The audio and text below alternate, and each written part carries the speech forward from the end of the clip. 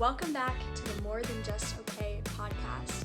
I'm your host, Jules Poole, and I'm so excited for this week's episode. Every week on this podcast, we discuss a myriad of topics from mental health, relationships, family, and faith. It doesn't matter who you are or what you're going through, I promise this place is for you. Thank you for all the love and support I received last week. From the first episode, I was so blessed and so grateful to hear from a lot of y'all, how similar our stories had been, and just people being really authentic and vulnerable. I think that if we did that a lot more often, we would see how similar we are and how we can comfort each other. And I know that the Lord will continue to use this podcast as a comfort to you guys, but also to me as well. I had a lot of requests that my baby brother would come on and say hi. So that's what we're gonna do first today. Daddy Mac, come here. I had to make him sit far away so he wouldn't be too loud. Come get in the video. Okay, say hi. Hi. Gotta be loud. Hi. This is, tell us your name. Diana. Okay, tell us how old you are. Four. Wait, say it again. 4. 4 years old. Are you about to turn 5? When's your birthday? 5 more days. 5 more days, and then you're 5 years old. Yeah. Are you excited for your birthday? Mm-hmm. Yes, you're excited. What do you want to get for your birthday? Giant toy, e-Batman toy, e-Lego Batman, e-Lego keyword. I think I can translate that. Spider-Man toys and dinosaur toys and a T-Rex. E-Lego. Oh, a Lego T-Rex. All right. E-Batman. And a Spider-Man Lego. Well, thanks for coming on here, Jody. Is there anything you want to say to the audience? No. Oh, why'd you come on then? Just to say hi. Hi. Say bye. Bye. Thanks, Johnny Mac, for coming. I know everyone wanted to see him after I talked about how precious he is, which he is like the most precious being in the world. I cannot believe he's about to be 5 years old. I don't like that my little baby is grown up. So I had a really fun week this past week. Besides the podcast, I went to the fair twice, which, if you know anything about the State Fair of Texas, it was the most fun time. I ate a lot of food. Honestly, the best thing I had was fried Oreos. Honestly, it doesn't sound like that exciting, but fried Oreos are freaking fire. And also, everything was so expensive. Like, there was cotton candy bacon that I desperately wanted to try, but I could not justify paying $14 for literally a singular slice of bacon. So at one point I got bacon mac and cheese fries, and they cost $23 with a drink. I was like, literally, this inflation is insane. I cannot believe this. So I tried not to spend a lot of money at the fair, but ended up not happening. I honestly didn't ride many rides. I'm not a big fair rider of rides. I just don't know how safe it is. I don't really feel supported. Last year, I went to the fair with my friend. I got on one ride, literally got deathly ill. I had to leave the fair. We had been there for legit 45 minutes, and it was just like, we're not having this happen this time. I have a sweet friend here. Every year, the past 3 years, we've gone to the fair together, so it was fun to get to do that tradition again. And I also went to a night of prayer and worship at Watermark, which is my church.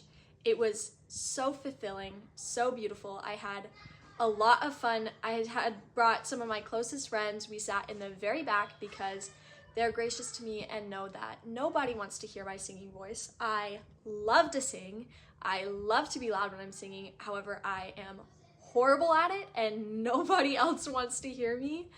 And so we sat in the back, but then we had this sweet older lady sit, not super old, I don't want to disrespect her. She's probably in her 40s. She was sitting behind us, and we had a prayer time and just came into our group and prayed over my friend and I. It was really sweet, and she told us that she could tell already how strong we were in our faiths and how far the Lord was going to take us. And that was so encouraging to have met this literal stranger, had never met her before, and just to be connected in a deeper, more meaningful way, and then getting to pray with one another as a way to just praise the Lord for everything that he had done. And oh my goodness, you'll have to check out Night of Prayer and Worship.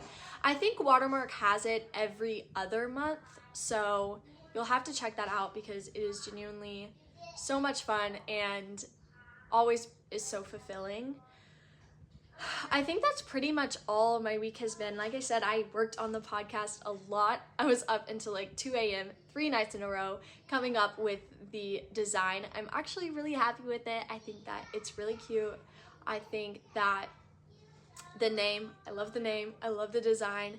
I have struggled filming again. This is probably my 4th time trying to film this episode, but honestly, I think I'm gonna get into the swings of it and it'll be okay. And I just have a lot of fun knowing that coming on here, that it's a way to interact with y'all and sharing and being vulnerable. While it may seem scary, seriously, I think the biggest thing that people told me after the first episode came out was, wow, you're really bold to go on here and talk about your life like this and be vulnerable. And I was like, is it really that crazy? Like, what else would I talk about? My life has been so changed, and like, yes, the things that happened BC, before Christ, like, that was hard and that was tough, but people don't talk about it enough, and then people feel lonely, and the people that are going through it feel like they have no one to turn to, no one to talk to, no one that relates to them, and simply that's just not true. Like I said,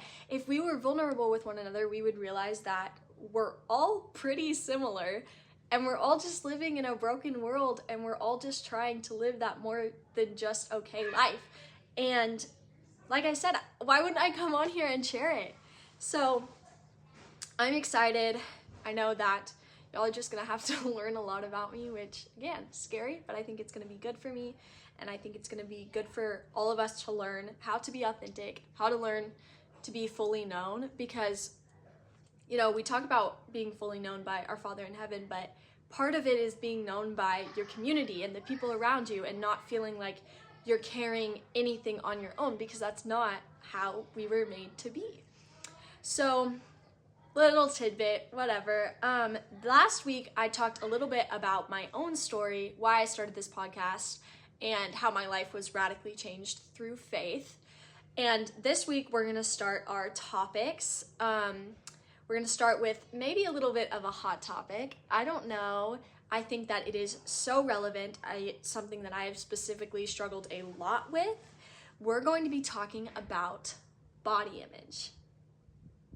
Dun, dun, dun. I know, scary. Nobody wants to talk about it, but I think that it's our time to change the narrative, and it's like past time.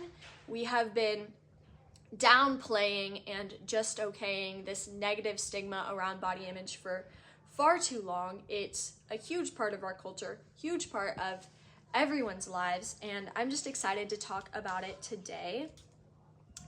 My junior year of high school, I did this thing called a Capstone Project. If you don't know what a capstone is, it's essentially just a culminating academic assignment where students pick a topic of interest. It literally could go from genetically modified organisms to creation to the Big Bang Theory to body image to literally everything out there, war, all the things. Literally, we had so many interesting topics. I chose the topic of body image and personhood because, as I mentioned last week, I struggled with an eating disorder all throughout high school.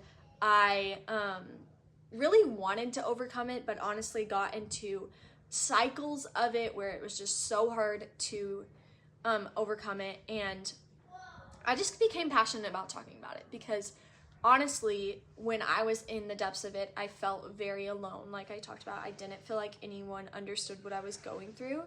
And I don't want that for anyone here.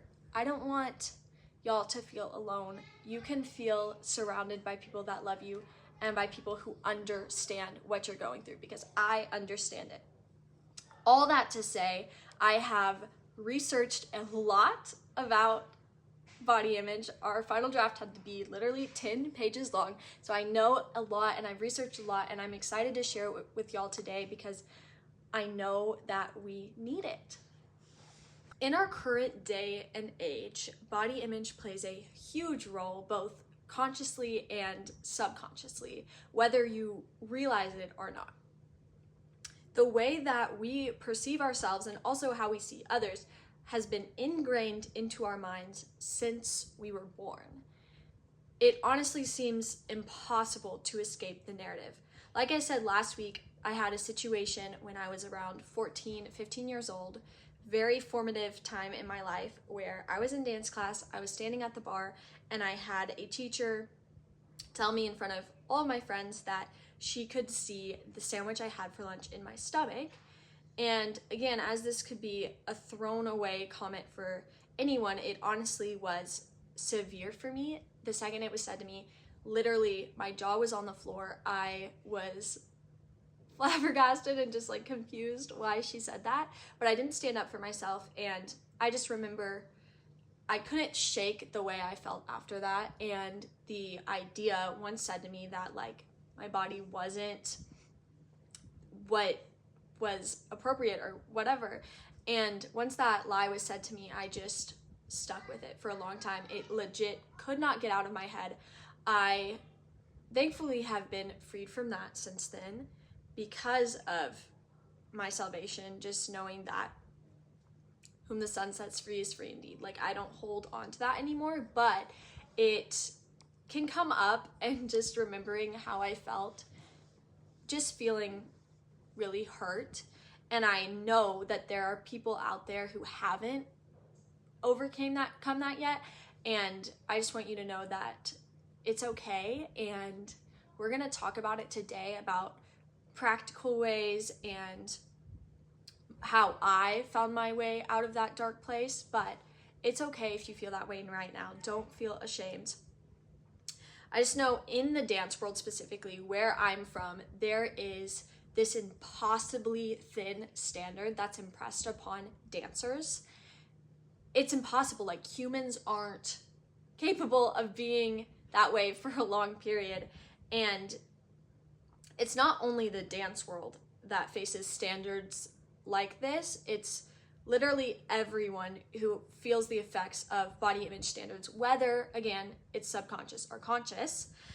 Honestly, some examples of this are being preoccupied with food, getting it sucked into fads like new workouts or new diets, comparing yourself to anyone, whether it's your best friend or a model that you see or someone in your family, letting your appearance dictate your schedule. This sounds like a crazy, like, what do you mean letting?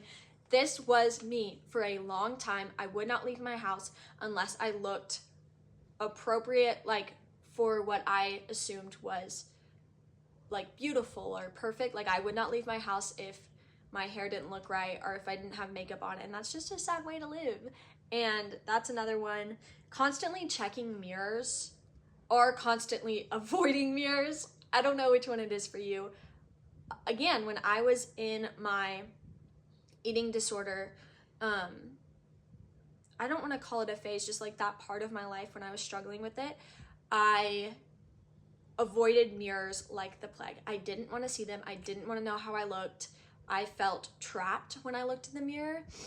And honestly, also when I looked in the mirror, I just felt like I was a corpse. Like, I didn't feel like I saw any life in myself. And now in my life, I'm constantly looking at mirrors, which is another thing that is unhealthy for you, because you're constantly looking at yourself. And for me, when I see myself in the mirror, the first thing I notice is the things that I don't like about myself, and that's not okay. That's just not okay. And it's not the right way to perceive yourself. Another one is setting arbitrary standards, like trying to get to a certain weight or trying to be a certain size, that kind of thing. And then measuring your self-worth by your appearance. And if you relate to any of these, again, don't be ashamed. There has been points in my life where I have related to every single one, been trapped in that more than once. And here I am today, freed, and I just am thrilled that you're watching this episode and this podcast, because this is what we're talking about today, is how to get out of these mental habits and these things that are hurting yourself constantly.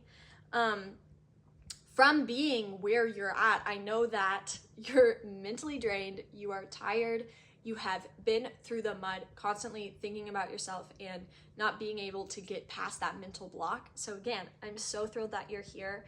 It may seem like there's no end in sight, but I promise there is always hope. And that's what we're going to be talking about today. I like to say that this episode is going to be called More Than Just the Mirror, because that's true. We are more than just the mirror. And we're just going to talk a little bit about how our culture worsens the negative stigma around body image. But before we do that, I just want to say plain and simple first the truth about our bodies, because I think a lot of people know, but they don't know how valuable. You hear a lot, you are valued, you are loved, and you're just like, okay, like that's something I hear, cliche, whatever. No, that is the truth. We know that our bodies were created at creation. God made us in his image. Genesis 1:27 says, so God created man in his own image. In the image of God, he created him. Like, mic drop, in the image of God, he created him. That means that our bodies aren't just random accidents that happened, just spawned, whatever. We know that we were made in the image of the living, divine creator of the universe. Like, that's insane. This means every single time you pass by your reflection, you look in the mirror, you are seeing the image, the picture, the reflection of the cosmic creator. That's like, I mean, that really truly means that you are valuable and your image is beautiful. I just think like this is the essential truth of our bodies and just like the inherent beauty in us, and we don't treat ourselves like that. We don't treat ourselves and look in the mirror and the first thing we think is, man, I'm looking at the image of God. No, we look at ourselves and say, man, I hate my nose. I hate this part of myself. I hate all these things. The thing is like, the fact that you're made in the image of God overcomes all of these little flaws that you see in yourself that nobody else notices. I argue that if we can restructure our minds and dismiss the lies that have been ingrained into our brains since we were born, we can find satisfaction and true joy when we look at ourselves in the mirror. We can be more than just the mirror, and I have found it, and we're going to be talking about how I found it. So one of those lies that I mentioned is this societal pressure to look and act a certain way. I'm going to quote a article. It's called "It is the Image That Is Imperfect." Jennifer Gales is the researcher, and she just has a really cool outlook on media and society and culture and how it affects body image. She says that stereotypes and generalizations continue to objectify women and place stress solely on their appearance, thus devaluing their innate worth. It's a lot of big words. And when she says innate worth, she's just referring to the innermost worth of the soul. But all she's saying is we are prioritizing this outward appearance, this outward body, and then disregarding our psyches, our souls, everything we are, not what we look at. So we are putting our well-being on the back burner while placing all the stress on literally what we look like when we look in the mirror and when people see us. When we put it that way, it honestly seems really pathetic and sad. And if you feel that way, that's okay. But just think about it in a deeper way, and you'll realize that the soul is what truly matters. I think that in contrast to this, we hear from the Apostle Peter in 1 Peter. He says, "Do not let your adorning be external, but let your adorning be the hidden person of the heart, with the imperishable beauty of a gentle and quiet spirit, which in God's sight is very precious." This means the maker of the universe, whose perception of us is truly the only one that matters, does not require us to meet some crazy, unrealistic beauty standard of being some size or looking a certain way or having this type of hair. No. His understanding of beauty is literally beyond all of our imaginations, because we see this and the Lord sees the heart and the gentle and quiet spirit. That means if, honestly, everything that has been impressed upon us is the opposite of that, right? And like as kids, parents are always saying, it's the heart that matters, it's being loving, being kind. But again, that's not what we hear every day when we open our phones. We're scrolling on TikTok. The people that are being praised are not the kind-hearted people. It's the people that are, appealing to the eyes. And that's really sad, because in God's sight, what's precious is not that. In God's sight, what is precious is the kindness and the spirit and just all those things. And even yes, that's appealing to the Lord, but I promise you, it is so, so, so much more attractive to be a genuine, intentional person than to be someone that is just plainly attractive in the appearance sort of way. Because the beauty models and the pageant queens of the world, it's like, if there isn't something deeper, then it's just like you're looking at something pretty. You're not hearing and you're not learning and you're just not being intentional. And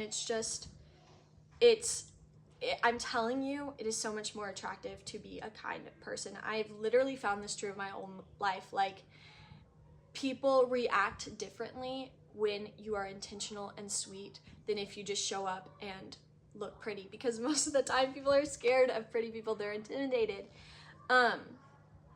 All that to say is, if we're living for the Lord, everything that the world puts upon us, like beauty standards, all those things, they don't define us. The only thing that defines us is what is beautiful in the Lord's sight, and that is that kindness and that peace in the spirit. I think the last thing I want to say about this particular thing is that the only body image we should be pursuing is the inward image of Christ. So the only body image, nothing else we should be pursuing, is the inward image of Christ in us, which I'll talk about some more, because that is when I truly learned to love myself, is when I saw Christ in me, which may sound like prideful, but it's not. It is just a simple statement. When I started living more for Christ, I saw Christ in me, and I started to love myself more because I saw Christ. I wasn't looking in the mirror and seeing myself. I was seeing the love and joy of Christ. Seriously, it will change the way you view yourself. We'll talk about it some more. Secondly, the platform of toxic media misleads us all the time about our body image. Again, open your phone, go and, any social media apps, anything, you will see all sorts of advertisements that are trying to sell the idea of an unattainable, perfect woman, because they want you to buy their products, because they're saying, oh, you want to look like this? Use this. Well, guess what? Those pictures are literally not real. Again, in that article I read, it says these companies have the ability to change and shape people's opinions of themselves with one picture of an image that is technologically modified. They are not real. It's legit a facade of perfection, and yet we convince ourselves on the daily that we are less beautiful, less worthy, not enough in comparison, and they don't exist in actuality. It's sad. It's sad, again, when you put it that way. It's not real. Another thing is Research shows that the insecurity created by pictures ensures that the consumer will be spending or trying something to fix their appearance. It's quite literally a money trap. They put something up there so you will see it and want it, buy it, and never get what they're selling. And I don't think we realize when we buy in on all these products and consumerisms that we are allowing companies to capitalize off of our insecurities that they have put upon us. It's a cycle. It's a cycle because they tell us this is what defines beauty. Here's what you need to get the beauty, and we buy into it, and it just keeps going. It keeps going, and we can break it. We can break it. We're the ones that control what's being bought and what's being, used and what's being talked about. We control it. That's the last thing, is that we play a part in the issue because we don't do anything to change what's going on in our culture. Instead, we buy into it every day mentally, with our money, with our thoughts, with our friends. I think one thing that doesn't seem big, but I'm just thinking about when we meet a person, we meet a friend, or we have a guy we like, or we want to be friends with the girl, the very first thing that we think about is, oh, I love blank about them, their hair, their face, their eyes, their jewelry, their body. It's always something we can see. And I see this especially in my generation, the Gen Zers. We never look and compliment, hardly ever. Never going to say never because you don't know, but we hardly compliment anything that's not the physical beauty. And the thing that the Lord desires for us, and the thing that is true beauty, it gets neglected, it gets disregarded, and then the true beauty of being kind and loving is lost. And it's just all these people walking around who are, yes, beautiful and appealing on the outside, but the inside has nothing but a stone cold heart. I'm serious. I feel like I'm just bashing myself, but that was me for a long time. I was fine with just being pretty on the outside and just getting attention for that. And it's so sad because that's when I felt the saddest and most broken in the world, because I felt like people just liked me for what I looked like. And the thing is we want to be fully known. We want to be authentic, and in order to do that, we have to let people in to what's inside. We have to let people in to our hearts and our souls, and we got to be beautiful on the inside. The thing is that, like I said, what our true identity and beauty is made in the image of God. That means every single person on this planet is inherently beautiful. The psalmist says, "You knit me together in my mother's womb. I praise you, for I am fearfully and wonderfully made." I praise you, for I am fearfully and wonderfully made. Do we ever say that? Do we ever go to the Lord and just say, man, I praise you, the Creator, for making me wonderful and fearfully? And it's just, no, we don't treat ourselves like that. If we know this truth, if we were able to understand it, then we wouldn't be defined, I said, by any worldly standard. We could just live in the beauty that the Lord desires. And if we also know this truth, we have to stop emphasizing this body, what the appearance is, and start focusing on the strength of the soul. Like I said, I'm living proof of this. I went through a lot of my life, honestly, as I said, always focusing on how I looked, on my body image. I quit something that I loved, ballet, as I mentioned. I grew up doing that for a long time. The second I stepped in the studio, I thought I was born to be a ballerina. And I got lost in the culture and how I wanted to be perceived, and fell into something that was hurting me physically, actually, and mentally. I fell into an eating disorder, and I had to quit this one thing that I loved, the one thing that I thought that I was born to do. And I fell into the trap.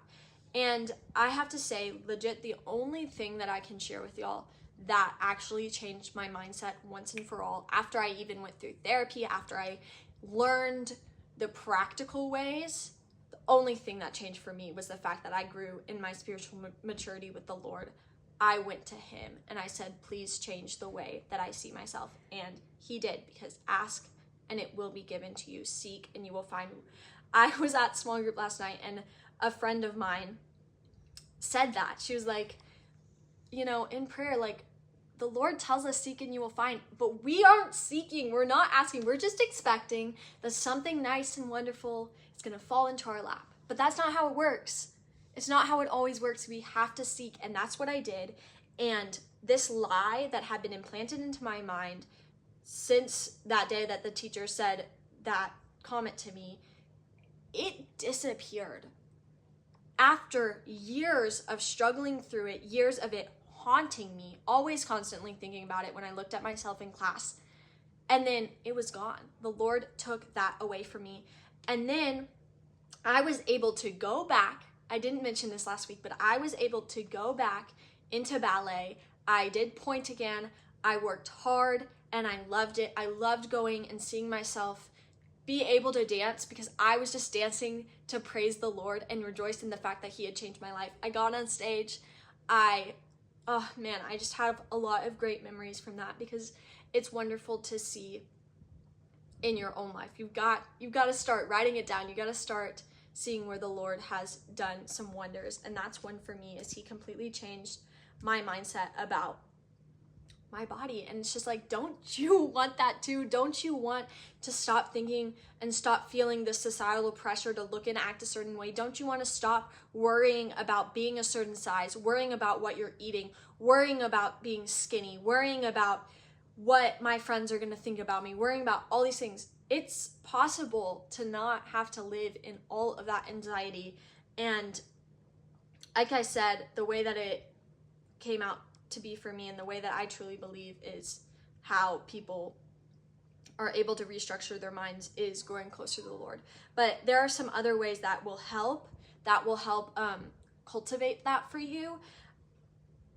It's kind of, I like to call it changing your mental diet. And one way to do this is to figure out what you're looking at, what media you're consuming that is causing you to critique yourself. Like I said, whenever I go on social media and I see people that, again, are not real, but it's like my mind doesn't immediately go to that, I always feel bad about myself. And so I just started unfollowing, or just started not going on casually to scroll, just so that I wasn't hurting myself kind of subconsciously, like I mentioned. Another way is just, if your friends are around you, if the one thing that they're always talking about is like, oh, you look so skinny today, or like, I'm so skinny today, or something like those little comments, I'm telling you, those little comments, I went through therapy. This is what my therapist told me. It's like, those little comments build up into something greater, and you've just got to be vulnerable and be authentic and just say, hey, I know it's going to be tough, but I think that we should start talking differently about ourselves and about others. And if they're not willing to do that, they may not be the people that you want to spend the most time with, you know? Because I've had to have those awkward conversations with my mom and with my sister and with a lot of people, and it's just like, the people that are willing are the people that are actually supporting you and want you to get out of whatever cycle you're in. Another thing that's reaching out, but also reaching out just for comfort and for like support is huge. Like I said, I went through it mostly alone. I didn't tell my parents for a long time. I wanted them to know. I tried to make it seem obvious, which is kind of may seem silly, but truly, I know people do this. I know that because I did it, but just trying to have people notice what was going on in your life. And in order for people to notice, you've got to be vulnerable and just tell them. You've got to be seeking help.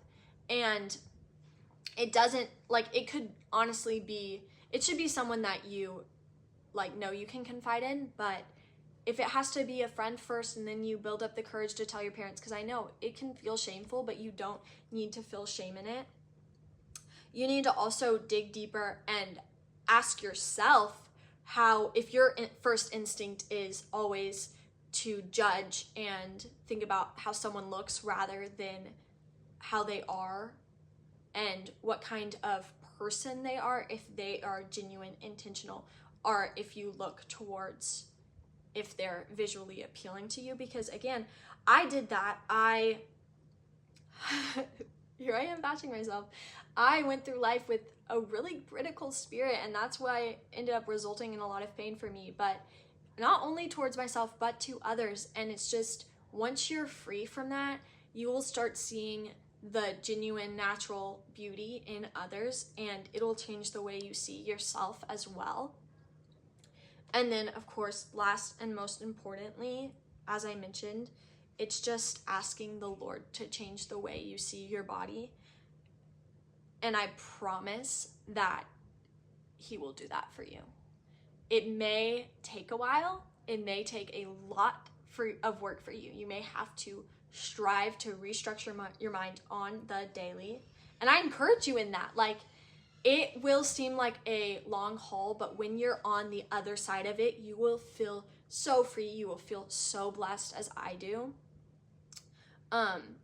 It's possible, guys, and that's my hope and my prayer for every single one of y'all. If you've related to this at all, just know that you're not alone. It is a common theme. It is something that this broken world, like, is putting onto us, and it just doesn't have to be that way. If you know the truth, you will believe the truth if you just walk in that direction. The last word I want to say is a psalm over you guys, because when I was doing my capstone, this is how I started my speech. And when I read it every single time, I just knew that, like, this was my true identity. It didn't matter anything else. And all I needed to do was believe in it. And like I said, I did not for a long time, but I did get to the point where I did. And that is my hope and my prayer for every single one of you. It's Psalm 139, 13 through 16. For you formed my inward parts. You knitted me together in my mother's womb. I praise you, for I am fearfully and wonderfully made. Wonderful are your works. My soul knows it very well. My frame was not hidden from you when I was being made in secret, intricately woven in the depths of the earth. Your eyes saw my unformed substance. In your book were written, every one of them, the days that were formed for me, when as yet there was none of them. If you start to believe this truth, your life will change, and you will be more than just what you see in the mirror. You will live a more than just okay life. Thank you guys for listening. I just want to say, I'm so blessed and so joyful to be on the other end of this. And I just want to encourage you guys, if you know me, if you need someone, reach out. I will be happy to talk more about it. This will be honestly probably a common topic. I have more to say about it. Might have a part 2, might have a part 3, might have a part 4. I don't know. We'll see. Might have a part infinity. There's a lot to be said about our body image and how we view ourselves. And I'm excited. Hopefully this is a seed planted and you'll start recognizing all the little habits, all the little things. Once you break them, you are going to find that more than just okay life. I'm so happy for y'all. Thank y'all for tuning in. See y'all next week. Bye.